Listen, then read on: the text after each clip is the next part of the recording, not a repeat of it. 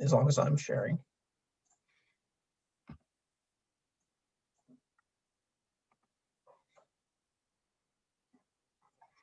Now I have to admit people.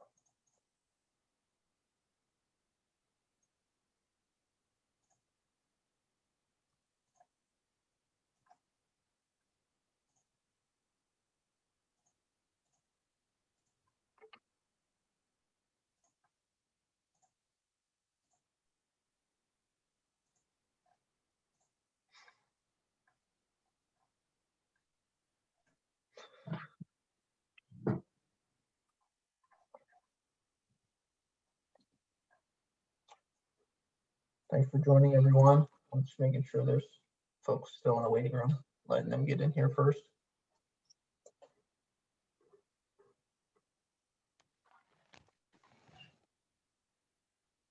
Okay. Well, I think we're probably ready to get started. Sharing. So hopefully everyone's muted and ready to go. Hopefully you can see me. My name is Trenton Buhr. I'm a policy associate here at the Center for Rural Affairs. If you're joining us tonight, I hope you're expecting a good discussion on small businesses and the Nebraska Microenterprise tax credit. If you're not very familiar with it, just briefly here, we'll go into more detail later, but it's a small business tax credit for businesses with 5 or fewer employees. It maxes out at $10,000 lifetime. And it's pretty much for almost any and every kind of business expense that you would have. There's some exceptions, and maybe we'll touch on those. But generally speaking, it's just a tax credit for small businesses who are expanding or starting in the state of Nebraska. And the reason we're here is because we believe that it should work effectively for small businesses. And so we're going to touch a little bit on some current small business issues and talk about what it is that their needs are and how this program can help reflect and improve on those small businesses. So I have with me today 2 great speakers, Jim Reiff and Andrea McClintic. Jim, if you want to go ahead and introduce yourself. Sure, thanks, Trenton. Yeah, my name's Jim Reiff. I'm with the Nebraska Enterprise Fund. I've been with NEF, as we call it, for about 7.5 years now, and we're a CDFI, just like some of the Center for Rural Affairs REAP program and so forth, and focused on training, one-on-one coaching, and small loans to micro and small businesses. I've been in small business and micro business development for over 20 some years, working around the world, but super happy to be here in Nebraska and making a difference for our local businesses. Thanks, Jim. Andrea? Yeah, thank you. Hope everyone is staying warm today. I'm Andrea McClintic. I am the Director for Economic Development at Dawson Area Development. We cover all of Dawson County, Elwood, and Eustis. Previously, I have worked at the university with employers recruiting students. And then before that, quite a few years with the Department of Economic Development as field staff representative for Central Southwest Nebraska. Right now, we are really concentrating on workforce development issues at Dawson Area Development. I'll call it DAD, and supporting those small businesses. So we have established a co-working maker space that they can use. We're collaborating with a shared commercial kitchen. We're doing a number of trainings, and then I get a number of individuals that come in. They're looking to start, maybe expand a small business. A lot of our large recruitment and our housing projects go through the actual communities themselves, as they have some experienced individuals that have dealt with that, and we didn't want to duplicate services. So workforce development, small business is kind of my jam, is what we're doing right now. Awesome. We're glad to have you. Jim, before we get going, I did want to ask, what Nebraska Enterprise Fund, do they work in certain parts of the state with certain kinds or sizes of businesses? Could you elaborate on that a little bit? Yeah, we work across the state, the whole state, both urban and rural. Our businesses, I like to tell people, anything that's legal and doesn't get us in too much trouble in terms of borderline. There's a couple industries we might not work in, CBD and things like that, for example. But overall, any businesses, because we can go up to 150 on our direct loan, but we sometimes gap with banks. So we typically, businesses with funding needs from anywhere from a few thousand to $500,000. So revenue size anywhere from 100,000, 50,000 up to well over $1 million, $1.5 million a year. Great. I guess my first question is, in both of your respective communities of work, if you will, how important all the small businesses within that? Does that vary depending on the community? Any thoughts on that? Yeah, I can speak to that. In our community, small businesses are the lifeblood of the communities. It's what employs the majority of our individuals, a lot of our population, which is always a struggle.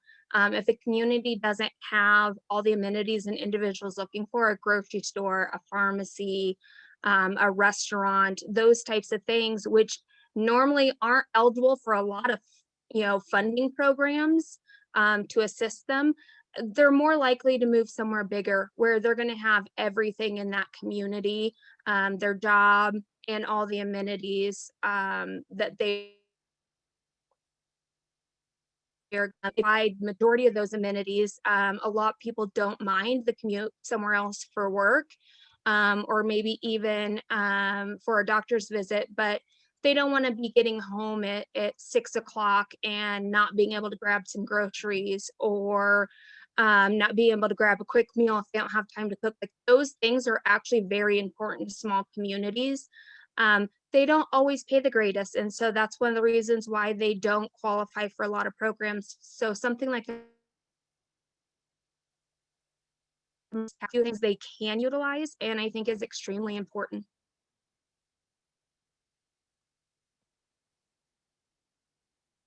Yeah, and I'd like to follow up. I agree with all of that. Small and micro businesses across Nebraska are huge. There's over 150, 160,000 small businesses with 10 or fewer employees across the state. So we sometimes underestimate that these are the businesses. They might be the restaurant, they might be the grocer, they might be your bookkeeper, their lawyer, your car mechanic. And the other thing I see is super important about small businesses, this is where people start. Sometimes we forget, but let's not forget, Warren Buffett started as a small business owner, a micro business owner, actually. The Ricketts family started as a micro business and grew to something significantly larger. And that's the power. We don't know which small business is going to be the next big business, but all the small businesses make a huge impact nationwide. About over 30% of our GDP is derived from micro businesses with less than 5 employees. So when we think about what that does for purchasing power, for tax base, for the potential future, for entrepreneurs that want to create and develop small businesses, where it starts. So to me, it's vital that we have a strong ecosystem that is developing these small businesses, growing these small businesses, encouraging these small businesses, and giving them the resources so that they can move in the direction and at the rate that they think is most appropriate for their business growth. Started in a garage, there's so many examples. The other thing is, I know economic gardening was a huge buzz term, let's say 8-10 years ago, but it's valid. If you think about, if you were able to grow every single one of your small businesses by just 1 or 2 employees, how many people that would be, and how much that would give back to your communities, and the likelihood of being able to go out and recruit a 200-person manufacturer, highly unlikely in our area. Recruitment's super exciting, but every time someone talks about a project, I'm like, oh my goodness, we don't have enough people to work there. And so it also provides you a level of growth and a timeline that you can handle within your community and your infrastructure and your housing and all those other areas. your school systems.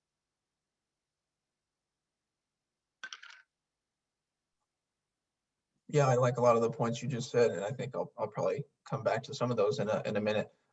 Another thing I kind of wanted to remark on is that I think a lot of times small businesses are associated directly with rural communities, and obviously it's very true that, you know, small businesses are really important, but it's not just small communities too. You know, there are many small businesses in Omaha, Lincoln, and other cities that provide goods and services, you know, that as Andrea was talking about, that people want and desire. You know, not everyone wants to drive every single time to get food 30 minutes away to a superstore. You know, it's nice to have a convenience store or something nearby, etc., and other things. So it's not necessarily, we don't need to look at this necessarily as like a rural urban issue either. It's really just utilizing our small businesses for the best advantage of the state overall. I think That kind of had your own community in the area that you lived in.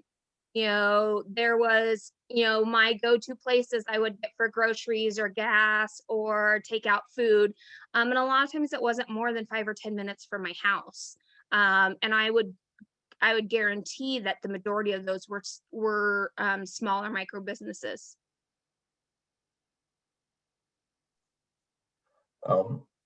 You were starting to allude to like some of the direct, I guess, barriers that businesses might face in communities, like employment, for example, or the necessary resources the community already has, like a school and stuff. Do you have any more comments on, you know, hurdles that businesses, big or small, I guess, would face? You know, what's some common things that they're coming to you for help for? Yeah, I'll start with that one, Trenton. Several things we see as hurdles. One is just the basic technical assistance, especially for startup businesses. They oftentimes don't have, you know, they don't know which lawyer to work with. They don't know, they might not have a bookkeeper yet. They might not even know what insurance they need. So just the basics, getting the basics right.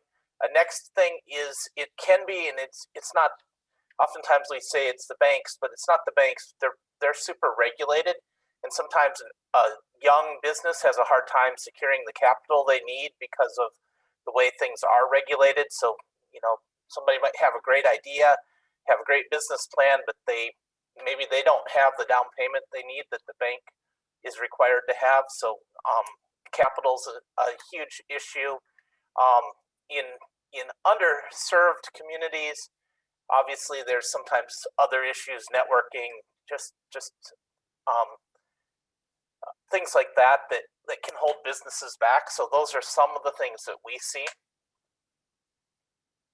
Yeah, I agree. A lot of what I see is it's that what Jim's talking about is technical assistance, but they just don't know where to start. And sometimes they don't get referred to the right person. And so it's very much as a piping. I know that working with a lot of state and federal programs, a lot of them are designated to very specific businesses, even though it's not written that way. It is a job that's going to make a certain hour per or wage per hour. It's going to be, you know, a lot of them aren't worth the time and all the red tape to go through unless it's going to be a fairly large investment. And so there's just some of these things that really make a lot of programs more geared towards tech or large businesses. So there isn't a lot of assistance for what we would consider smaller businesses. Retail service is awful, trying to find programs for that they qualify.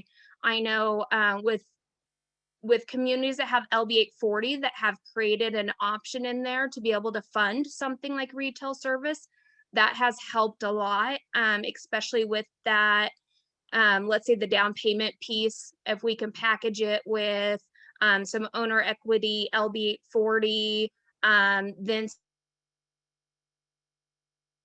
some so they're more likely to participate in that project. With the microenterprise tax credit, the one hurdle I see with that is that most people don't know about it prior to spending the money. They don't know to ask for it. They have been working with someone as a resource provider that can provide them that information. And so a lot of times they've already started to make the investment and then it won't count because it needs to be after their application has been approved.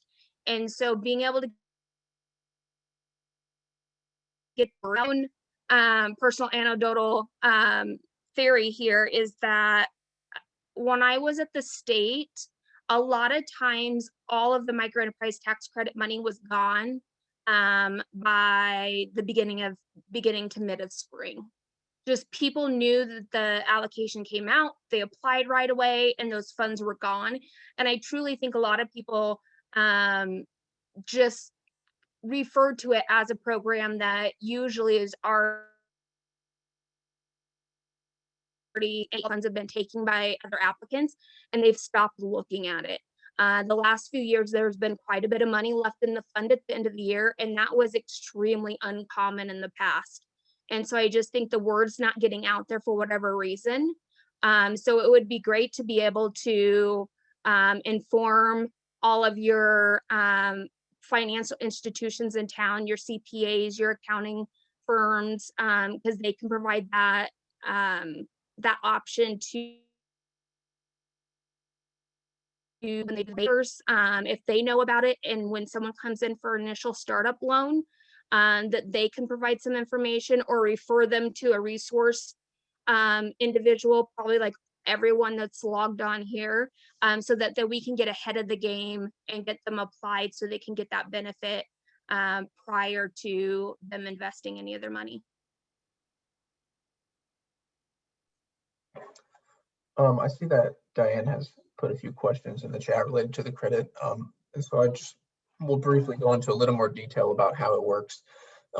So as I mentioned at the beginning, it's for businesses with 5 or fewer full-time equivalent employees. So you don't necessarily need 5 people, but as long as they don't amount to 40 hours a week, 5 times, that's the real key there.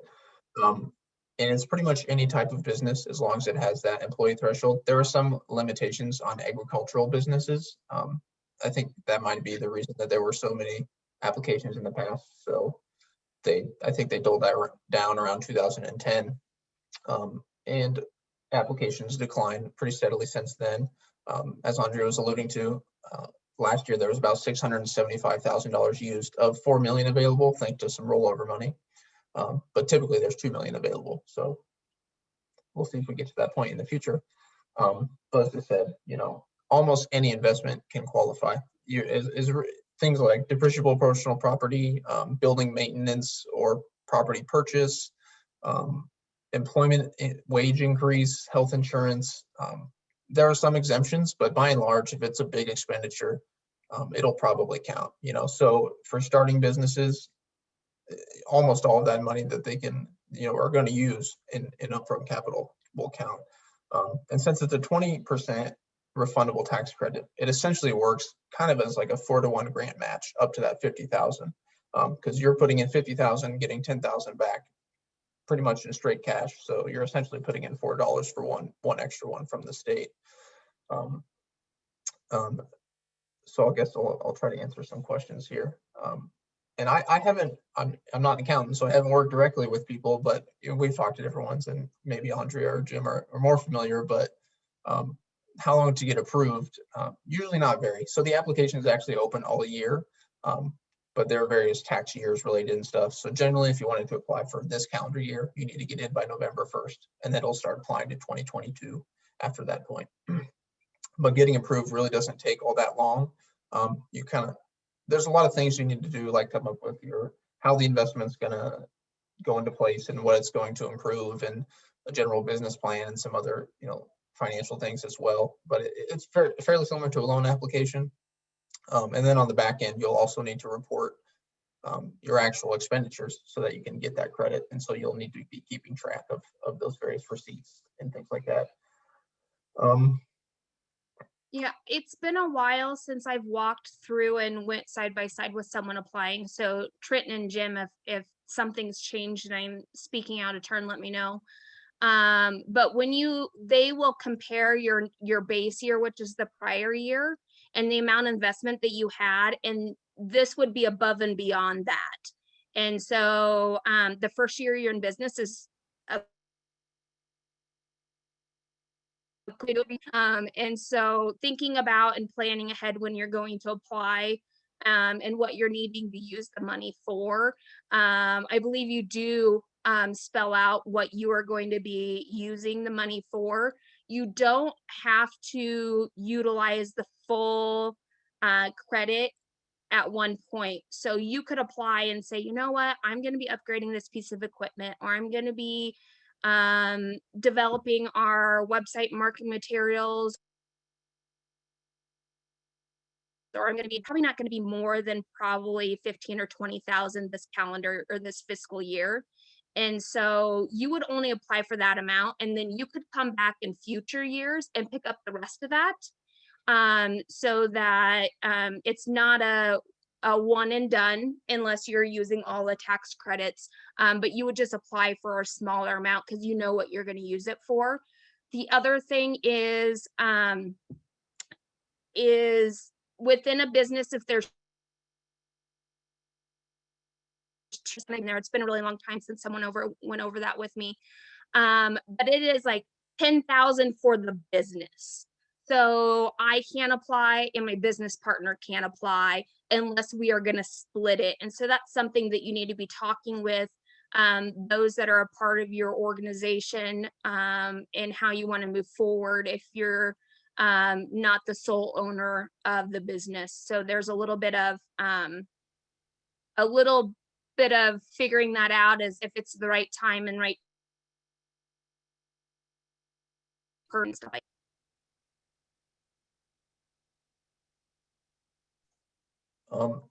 I will say the base year and the investment year is kind of confusing. Yeah. And I've had to go over that a few times. Again, to this question here, I think from my understanding, it's if I were to apply today, the base year would be 2020, and then I would make the investment in 2021 after I applied for the credit. Is that how you also see it, Andrea? Yeah, and maybe I'm incorrect, but to answer this question, I'd have to look and see if you have a year from that date or if it's within that calendar year that you have to spend it. So you could still apply now for this year. It's just that you can apply a couple months before the first of the year to then be able to utilize in 2021. I think is what Trenton was talking about with that November application. So I might look and see if I can double check on that. As I have to make that investment to be able to pull down that credit you applied for. But it's either the fiscal year that you applied and was approved, or it's a full year. Jim, do you know? It's been a while, but I thought you had longer than 1 year to make the investments. You have 2 years. Yeah, 2 Okay. years. So, but I don't know if it's calendar year or year to date. I'm not entirely sure. probably calendar would be my guess, but it might be based on when your tax year is. I would also say, in general, just the Department of Revenue has been pretty receptive and answers questions pretty well. So if you have someone who's interested, it's easy to just send them an email and ask, about the timeline. If you are confused, they'll probably just tell you what it will actually mean if you were to apply right now, for example. So it's a pretty good resource. Their website has a pretty comprehensive guide, albeit kind of confusing. But if someone's serious about applying, I would definitely recommend going and viewing that. We also have a web page on the Center for. Oh, sorry, Trenton. No, you're okay. Go ahead. The primary entity that markets it is the Department of Economic Development. They have it on, or at least they've had it on the same brochure as the Nebraska Advantage information. It's been a small paragraph kind of on the back for as long as I can remember. But the program goes through the Department of Revenue. And so a lot of times they will just refer you to the Department of Revenue for any questions on qualifications, the application, anything like that. Yeah, and it's like you alluded, Trenton, it's a 4-page application. The last page is your signature page. It looks like there's about 11 or 12 questions. So it's really actually quite brief. It's pretty accessible. The main thing, if you get stuck and Trenton's right, the Department of Revenue has been really receptive. Or if you work with a bookkeeper, your bookkeeper probably has seen this before. And the key is really keeping your paperwork clean, so when you go for the refund, it's all there and easy to document and prove. Yeah, don't let the guidelines scare you. The guidelines are much longer and more complicated than the application. In general, it's pretty simple and straightforward for most business expenditures. Like Yeah, 90% of the time, you should qualify, I would say. Yeah, and examples could be, it might be somebody running a mom and pop restaurant. They need to upgrade their kitchen. The kitchen maybe costs $70,000 or whatever. I'm just throwing a number out. They'd be eligible for up to $10,000 of that. It might be somebody that is running a repair shop and they need some new equipment and that costs $50,000. They'd be eligible for $10,000 back. So it's really intended for the small and micro business, and it's kind of a great blend and a great opportunity for small businesses where we have some bigger incentives for larger businesses, but oftentimes, as Andrea already mentioned, we forget about the local the small businesses. She's also spot on. This is a great opportunity for somebody starting a business this year. And anything you invest in that business would then be eligible next year, or almost anything. So it's a great opportunity for a startup business as well.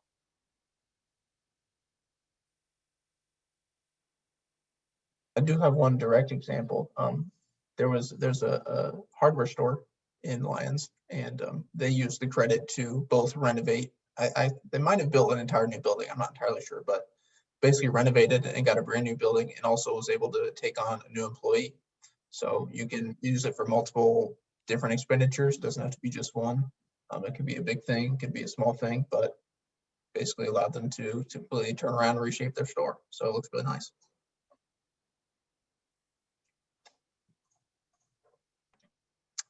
Well, I guess I'll dive in a little bit here about some of the legislative changes we're proposing to help make it a little better. We talked a little bit earlier about how the credits declined in usage, and it's gone down, as I said, to around 650,000 out of its allotted 2 million every year. And so we've been looking over the last year or so at ways that we can make it a little more effective for businesses. There's been various complaints about it, et cetera. And so we've got a few things to try and make it better. The first one is doubling the total credit limit from $10,000 to $20,000. And the main reason for this is because the credit was passed in 2005. And it's been 16 years since that time. And so business expenditures have risen quite a lot. And so it just kind of reflects that increased cost of doing business. At the same time, there's lots of leftover money. So it can also help businesses expand even more. And if that money's just sitting there, then better to get it out than to do nothing. The second thing is there were some limitations on family members using the credit that could be pretty limiting on families that may be very far apart, but have multiple business owners. So basically any family member who is directly related to you could not use the credit if you did. And so even if you were in Kimball and the other person was in Falls City, had two completely different businesses, you couldn't use the credit. So our proposal just kind of loosens that up a little bit so that as long as the ownership and operating of the business are separate, they both can use it. Another thing is lowering the depreciable property credit from 20% to 10%. One reason for this is because depreciable property racks up an expense pretty rapidly. And it also incentivizes things like employment or health insurance coverage a little bit more. And so it puts a little bit of a premium on those things. So overall, these are just some pretty standard changes we think could be made to make the program a little more usable for a lot of small businesses. Just kind of get the credit out there and used. And so we're trying to do that a lot better. And that is Legislative Bill 366, if you're curious. So I don't know. I know Jim was involved in kind of helping craft those things. I don't know if you have any comments on those changes or anything like that. No, but I do think you made some good points. It's been underutilized the last couple of years, and so for any piece of incentive to stay around, we need to make sure it's used. So we need everybody's help across the state. If you know somebody that's investing, growing a business, expanding, this is a great opportunity for them to at least explore. We also realize that something past 15 years ago is good, but there's always some tweaks and updates that need to be made, and I think that there's some good proposals in the new bill. So definitely take a look at it if it's something that can help you. There's Center for Rural Affairs, NEF to a little degree, DED, Department of Labor, all are great places to start. Your bookkeepers or accountants can also usually help you with this. So that's, I think, the main points I have, Trenton. Yeah, there was some efforts trying to resolve the fund or dissolve the fund, sorry, because there was a lack of use. And so it's something that we definitely need to push so that the funds are used and we can keep it around, because I do think it's beneficial. It's one of the few programs that most all businesses apply for. And then jumping back to Darren's question, Darren, as far as I know, they don't publish a list of businesses that utilize the microenterprise tax, just like they do the Nebraska Advantage, mostly because that's a physical allocation from the state. So they're giving out state dollars versus pulling it from the local sales tax dollars to provide those credits for a business. So unless someone else has seen one, I don't believe the Department of Revenue or Economic Development keeps a list of current applicants that have been approved in a space that's available for everyone to see. Yeah, I think that's correct. I think another important thing too, as you said, there were some efforts to dissolve the credit. And I think that would kind of be a shame because, as Andrea was talking about, there really aren't very many programs out for very small businesses. There are some state and federal and local programs that can be used for small businesses. But by and large, that's not generally their purpose. And it can be pretty hard to find those resources, But if we're talking about, the fact that almost a quarter of employment in the country is from small businesses, they're not an insignificant portion of the economy by any means. And in certain communities, they're very important, as we said. So it doesn't seem like a super great thing to just take away any support at all when large businesses and specified businesses get pretty tremendous support from a number of sources. So yeah, I definitely say we need to push back on that and show why small businesses do matter.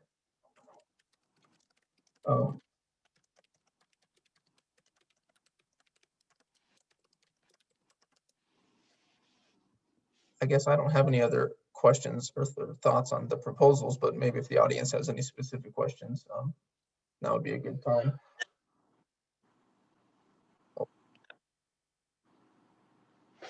We're talking. I guess another question for Jim and Andrea is, are there any other things that this credit or other programs could do that you think would be helpful for small businesses?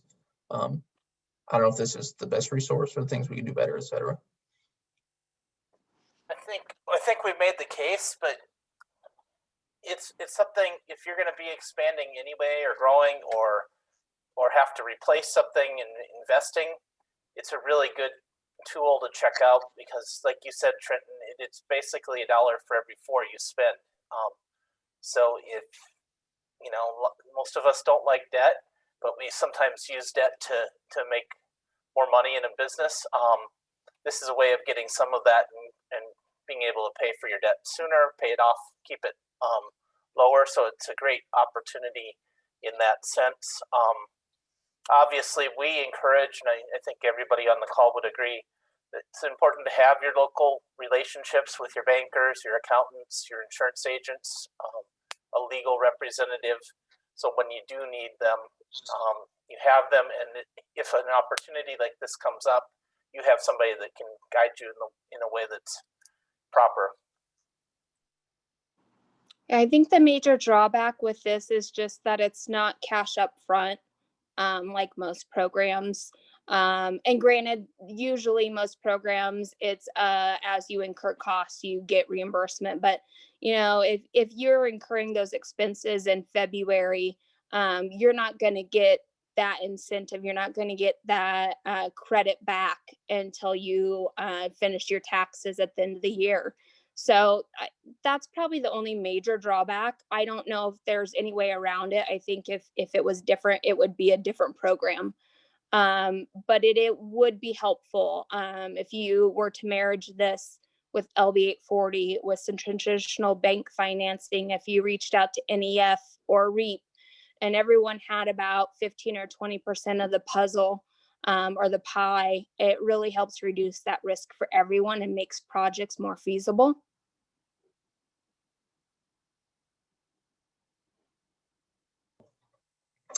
Absolutely. Yeah, I think that's the point.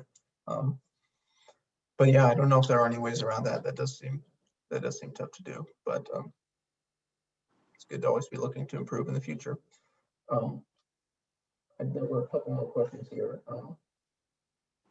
For startup businesses, that's also another kind of confusing thing.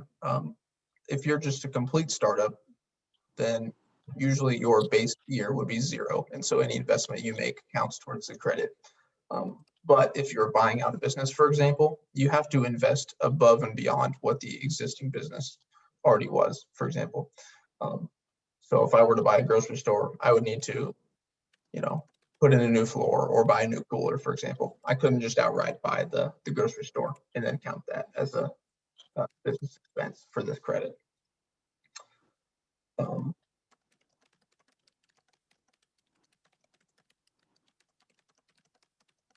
As for planning, yeah, Dan, I think you pointed out the timeline's pretty confusing, and I think it's probably just best to get in touch with economic development or revenue just to make sure on that timeline, because otherwise, yeah, as you say, the planning can get pretty expensive or extensive and long.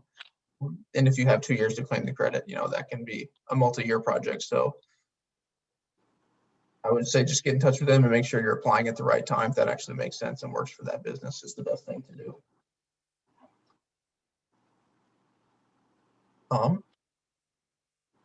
Well, I don't know.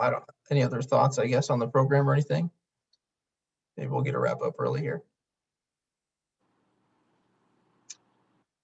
I want to make one quick point before we do wrap up. This has been really informative. I appreciate that. The statute that enables the microenterprise tax credit is set to sunset in 2022 as it is. And our bill would extend that 2 more years, buy us a little bit more time. And so on the one hand, you have LB 74, which would end it, at the end of this year.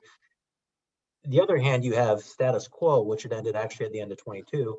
And then the third option would be our bill 366, which would obviously extend it to 2024. And so that means, I think, 2 things. One, if you think you could use this, then it's really important to use it soon because you don't know what to expect. 2022 would be the status quo. And then second, if you know you can't use it now, but it's really going to help you down the road, then I think it is going to be really important to advocate and support a 366 if you can. And I know that's going to be a huge help. It's great to see comments on here about maintaining that credit. And Trenton's really the guy to talk to if you can. So please consider doing that and help keep this in place. Trenton or Jonathan, have you heard much about where the funds would be reallocated to, like what the benefit would be to discontinuing the program? I followed the bill a bit last year that was trying to dissolve it, but I don't know if I ever heard a lot about that. Yeah. Oh, go ahead, Jonathan. Sorry. It's a tough issue for Jim and I. The bill LB 79 last year and LB 74 this year would repeal the program and put that money in the Business Innovation Act. And BIA does have a microenterprise program that we all use and we all benefit from. The flip side of this is that BIA is getting $4 million of new money this year and every year going forward. That's brand new. So is it necessary to be able to go forward repealing this just to put the money in BIA? I'm not sure. That's an open question. We don't think it is because they're getting that 4 million. BIA funding that was at 6 million and that would put it at 10, that 4 million already. And then the flip side, there's LB 526 this year, sponsored by Senator Anna Wishart. which would actually give BIA 40 million per year, not just 10. And so there's a couple different dynamics going on right now.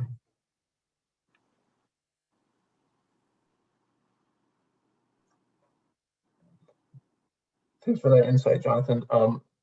Yeah, I would say if you're one of those people who can use the credit now or will in the future, and want to support, these efforts to improve upon and save the credit, you're welcome to get in touch with us anytime. We'd love to have your support. I'm sure there's a way we can have you contact your representative or come to Lincoln and testify. We'd be glad to help you out, especially if it can help out your business. I mean, it's good to have that direct support. So please don't be afraid to reach out to us and let us know that you want to help out.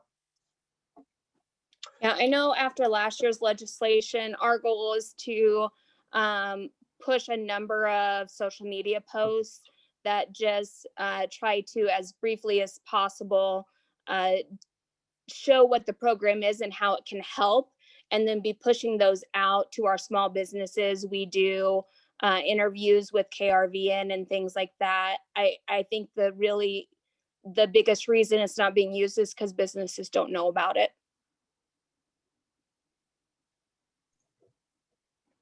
Yeah, exactly right. And so if you're also one of those business professionals, please help by sharing the word and talking to your own clients about it. I'm sure there are many, many businesses out there every year who would qualify and could use it. So yeah, it's definitely a matter of getting the word out like that. There's a lot of money out there to be had.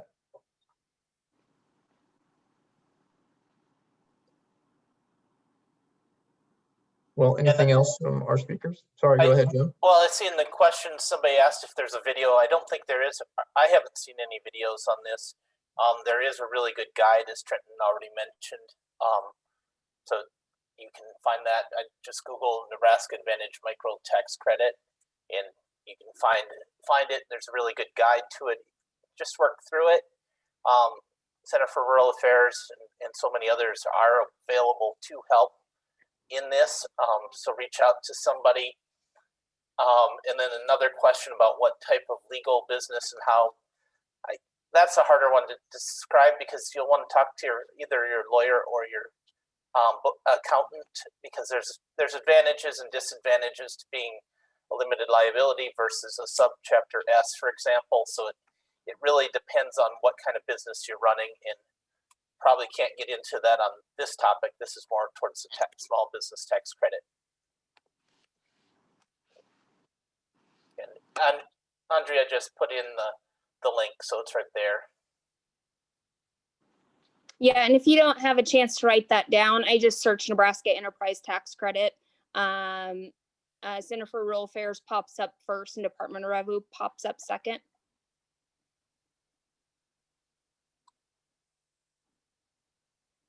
Yeah, we tried to make our guide pretty user-friendly, so that's might be a good place to start if you just want to breeze over it. And then Department of Revenue is pretty specific information, so if you want to dig in a little more and get serious, I think that's your two best resources. Yeah, I think one of the best go-to things is if you have someone that might benefit from this, to actually call in one of your area resource providers, whether that is Center for Rural Affairs, Reiff, your local economic developer if they're versed in it, your Department of Economic Development field staff representative, just because they're going to know the abundance of programs and be able to try to provide as much information in areas that can assist the businesses, or at least make some nice referrals so that they can get all of that information to help them succeed in trying to start their business or build it up and expand.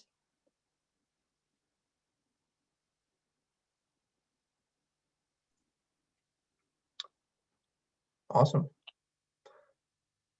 Well, don't be afraid to reach out to any of us. I'm sure a lot of us would be willing to help if you happen to be in Dawson County or anywhere in the state for Jim. I'm sure they'd be happy to help you out and find the resources for you as well. Likewise with Center for Rural Affairs. And again, if you want to help support the credit in the legislature, just send us an email or a call. We'd be happy to have you along. Any last words from everyone before we wrap up? Oh, go ahead.